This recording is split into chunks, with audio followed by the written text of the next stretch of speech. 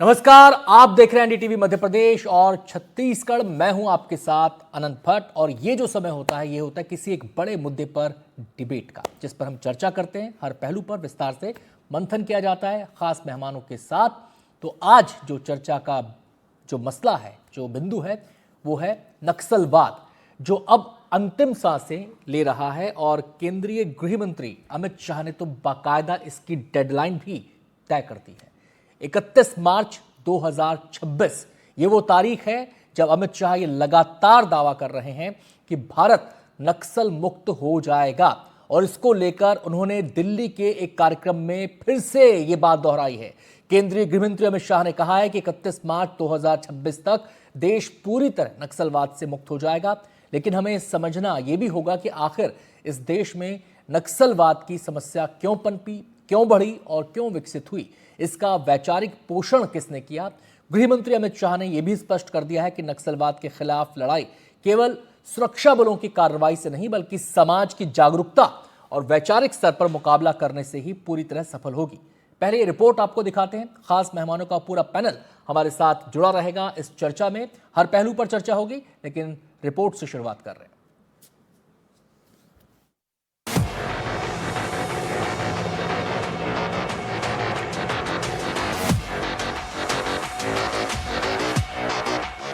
$270 नक्सली को न्यूट्रलाइज करने का काम 1 साल के अंदर किया है। 290 मारे गए क्योंकि उनके हाथ में हथियार थे।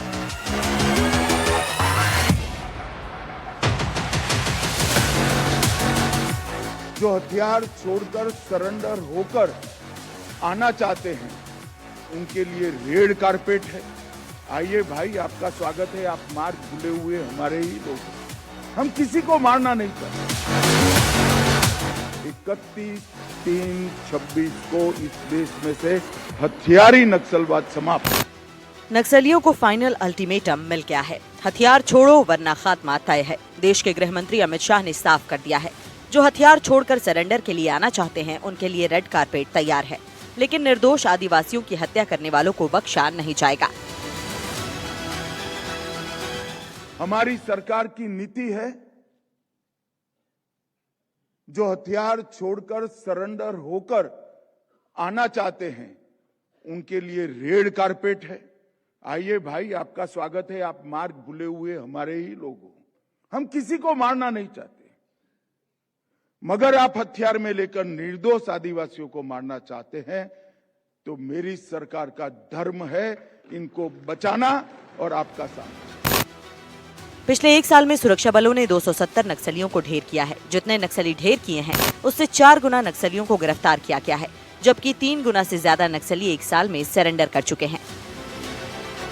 270 नक्सली को न्यूट्रलाइज करने का काम 1 साल के अंदर किया गया।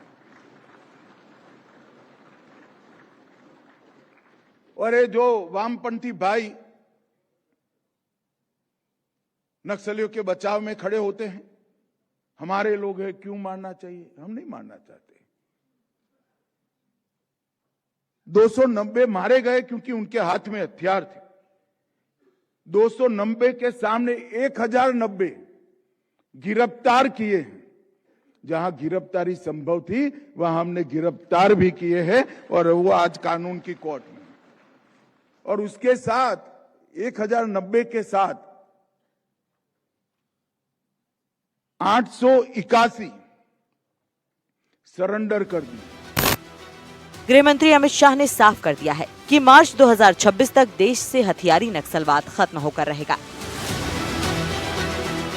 मोदी सरकार ने संवाद, सुरक्षा और समन्वय तीनों पहलू पर काम करने की शुरुआत की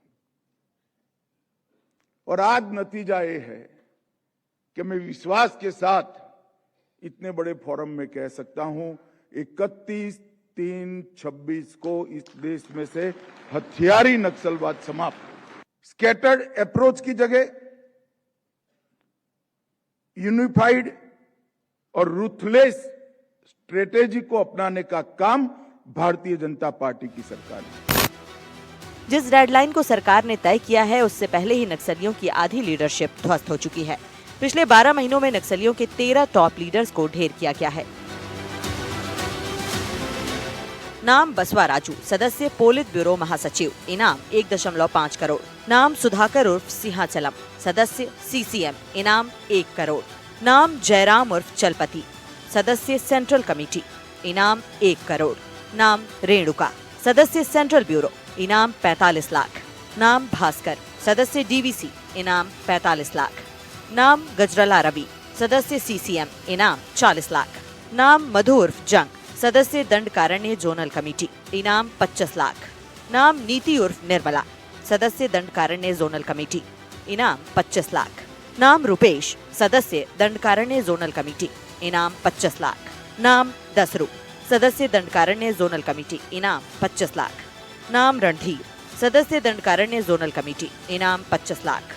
नाम जोगन्ना, सदस्य दंडकारण्य जोनल कमेटी, इनाम 25 लाख।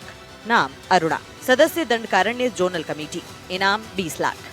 नक्सलियों की सेंट्रल कमेटी के 19 में से 9 को ढेर किया जा चुका है। एक सेंट्रल कमेटी मेंबर सरेंडर कर चुकी है, जबकि अब सेंट्रल कमेटी में सिर्फ 9 नक्सली बचे हैं।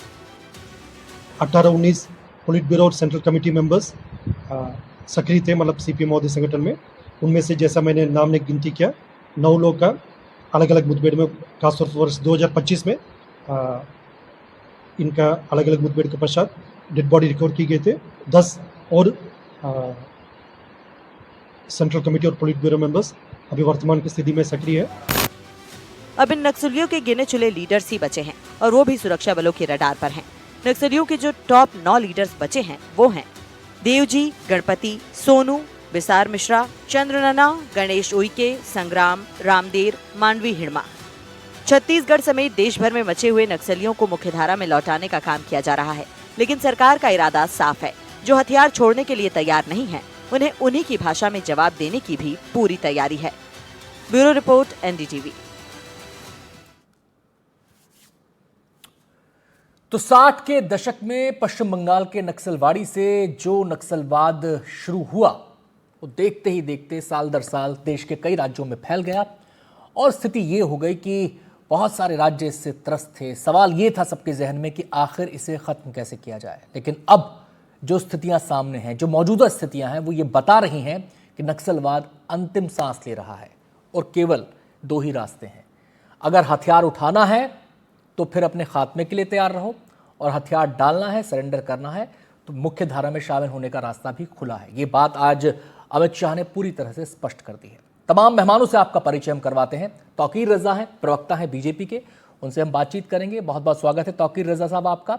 अजय गंगवानी है, प्रवक्ता हैं कांग्रेस के। अजय जी, बहुत बहुत स्वागत है आपका भी।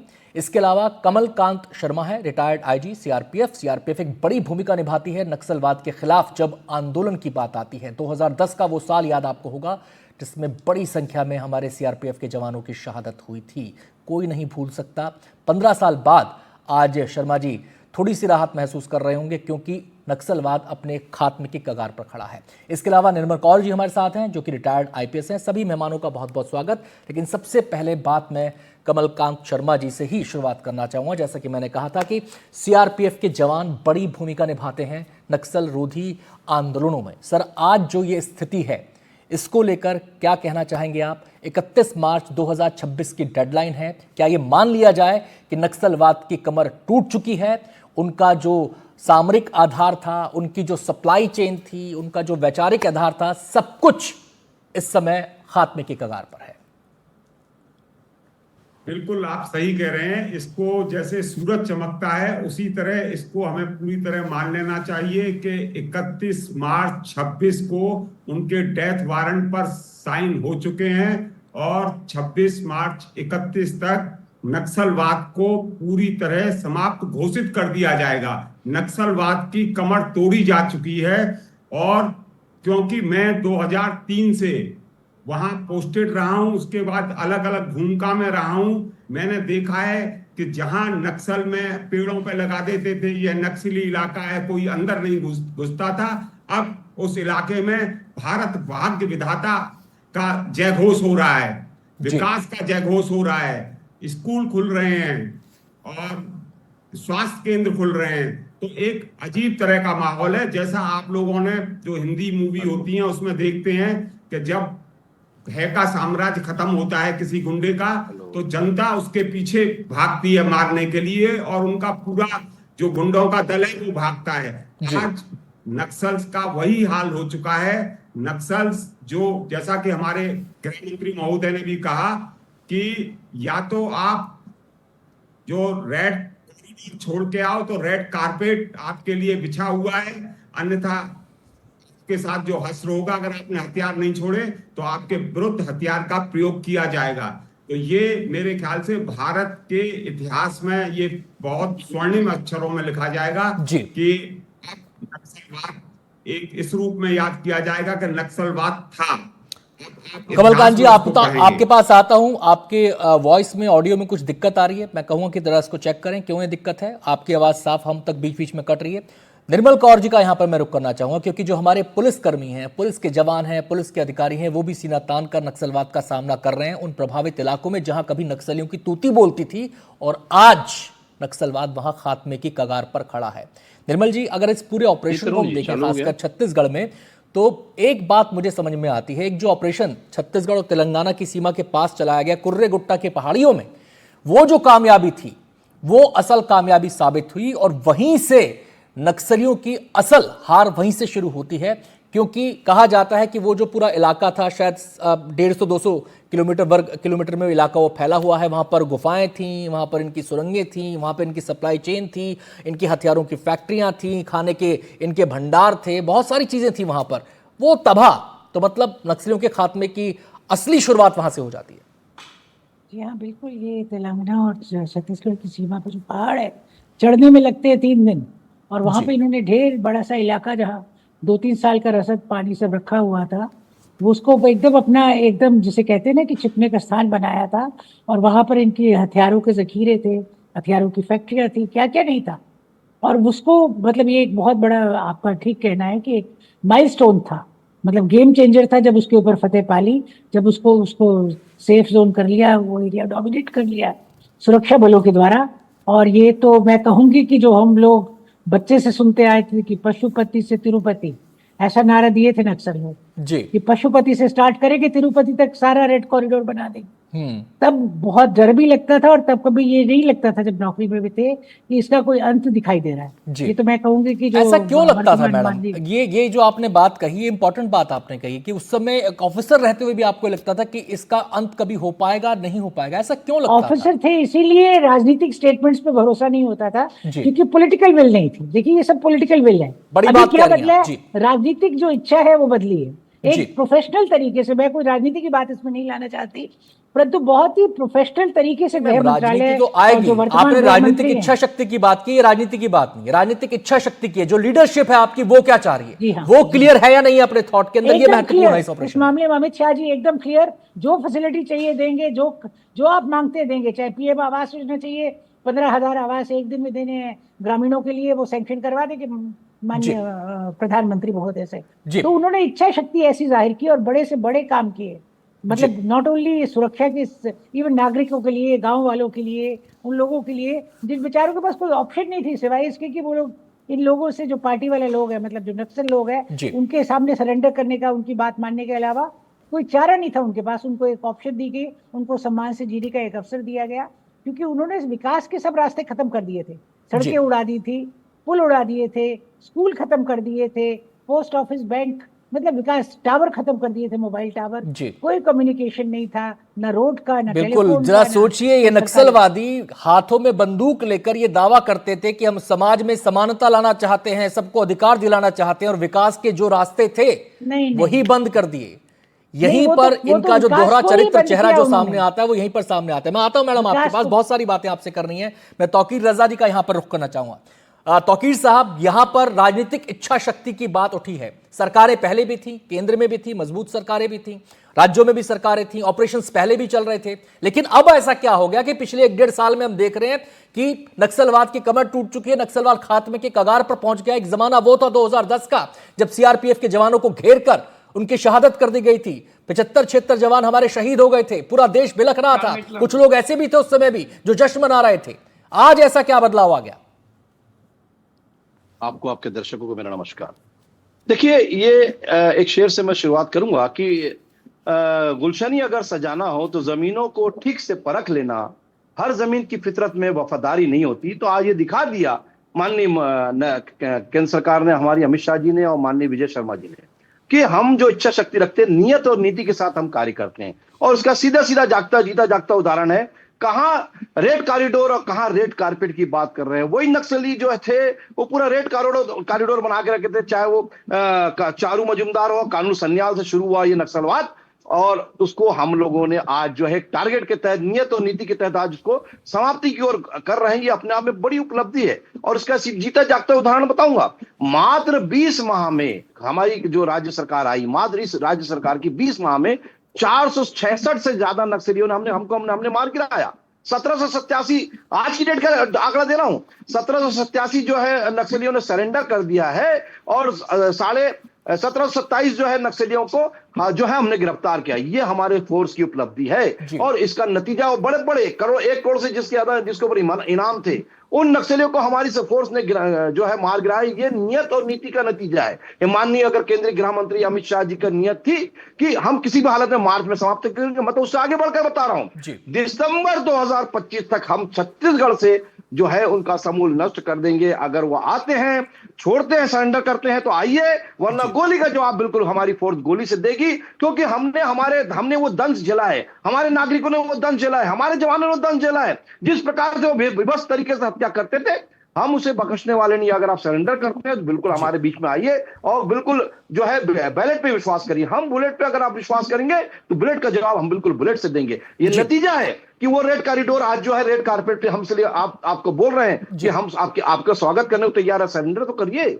नहीं करेंगे तो मरने के लिए तैयार। आता हूं तौकीर रजा जी आपके पास, सीधे अजय गंगवानी जी का एक चीज आनंद जी जी संक्षेप में सर जरा जल्दी कर दें क्योंकि औरों के पास भी जाना है।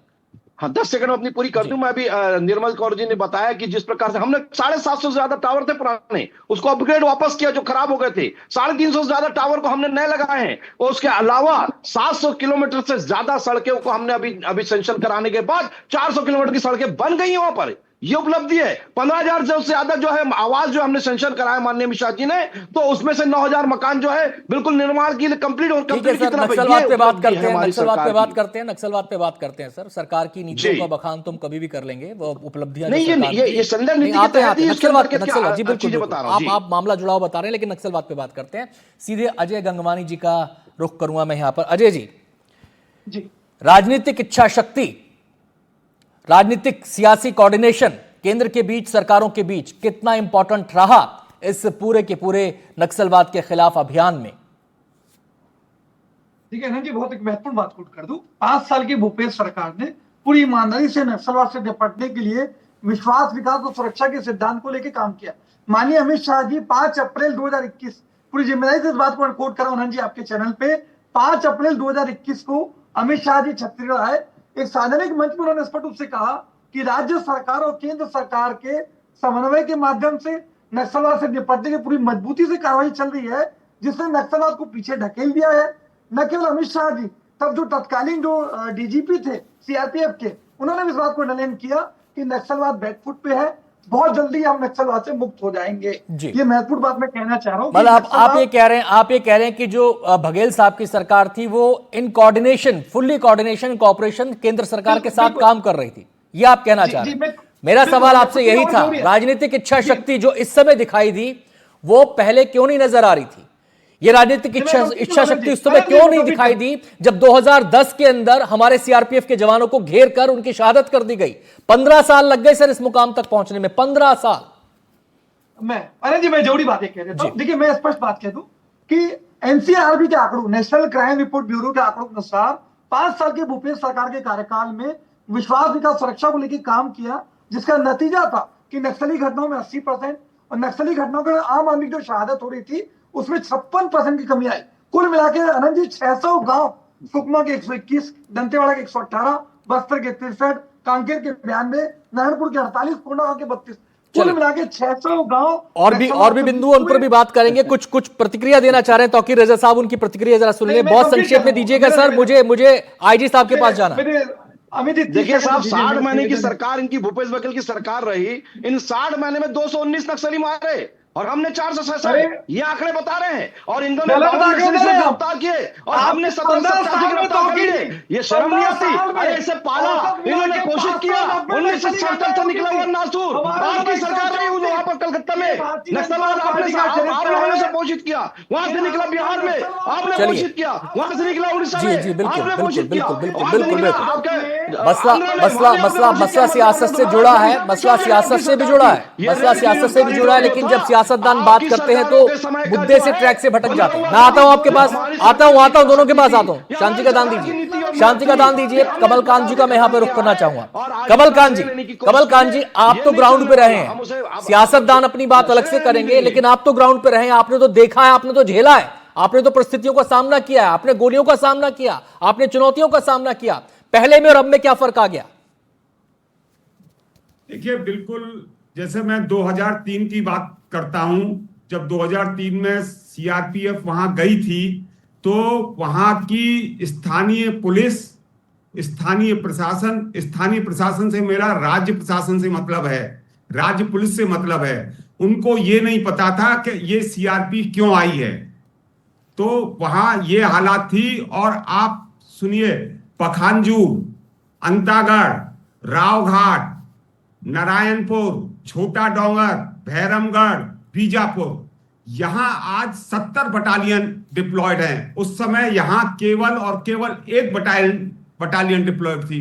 सबसे बड़ी बात यह है कि उस समय न तो इच्छा शक्ति थी, न सोच थी, न कोई विचार था कि हमको ये नक्सलवाद खत्म करना है। बड़े संकुचित सोच उस समय तक थी, मतलब कहीं दूर दूर तक न तो पुलिस प्रशासन में, न स्थानीय जो भी प्रशासन है उसमें, न राजनीतिक स्तर पर कहीं से ये नहीं लगता था कि कोई भी इस समस्या को समाधान करना चाहता है। और इसमें केंद्र सरकार भी शामिल थी।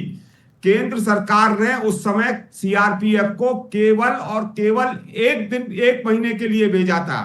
जिस दिन एक महीना खत्म हुआ, हमारी जो सामान जो है गाड़ियों पर समझ गया शर्मा जी आपकी बात की, पहले भेजा एक महीने के लिए, उसके बाद फिर से जो नई टीम गई होगी उसको ग्राउंड जीरो से शुरुआत करनी होगी। जी, गंभीरता का अनुमान लगा सकते हैं। जी, मैं निर्मल कौर जी का यहां पर रुख करना चाहूंगा। निर्मल जी, केवल ऐसे जो ऑपरेशन होते हैं उसमें केवल सोच से काम नहीं चलता, उसमें केवल कागज पर जो है प्लानिंग बनाने से काम नहीं चलता, उसमें हथियारों की भी जरूरत पड़ती है, उसमें कोऑर्डिनेशन की भी जरूरत पड़ती है, उसमें तकनीक की भी जरूरत पड़ती है, उसमें जो सप्लाई चेन है, सप्लाई लाइन है हमारे सुरक्षा बलों की, उसको भी मुकम्मल रखना पड़ता है, अपने नेटवर्क को भी फैलाना पड़ता है, खुफिया नेटवर्क को भी मजबूत करना पड़ता है। इन सारे के सारे सिरों पर यह ऑपरेशन बेहद मजबूत साबित हुआ।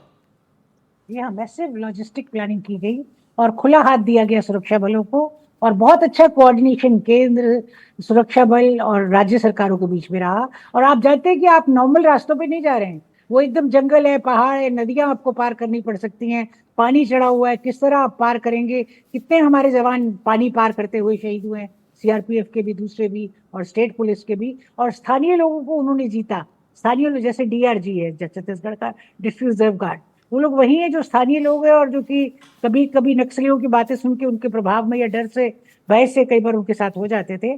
पर लोगों को जब सम्मान का जीवन देने का अवसर दिया गया, सम्मान से जीने का अवसर दिया गया, उनको सारे जो आधुनिक जीवन के या सरकारी योजनाएं उन तक ले जाई गई, विकास किया गया। बेसिकली देखिए, इसके पीछे विकास है। और जो लॉजिस्टिक, जहां तक सुरक्षा बलों की लॉजिस्टिक की बात है, बहुत सारे इलाके अबुझमाड़ में, आप जानते हैं अबुझमाड़ मतलब कोई जानता ही नहीं है, आज तक वहां रेवेन्यू सर्वे नहीं हुआ, आपको पता ही नहीं कि वहां क्या है, कहाँ पहाड़ है, कहाँ सूरज की रोशनी तक नहीं पहुंच पाती मैडम कई इलाकों में, तो जितना मैंने पढ़ा उसके बारे में बिल्कुल नहीं। पर अभी देखिए कि अभी तो वो कठिन से कठिनतम इलाकों में फॉरवर्ड ऑपरेटिंग बेसिस बना रहे, एक वो फॉरवर्ड बेस बना लेते, फिर सारी चीजें पीछे पीछे चलती।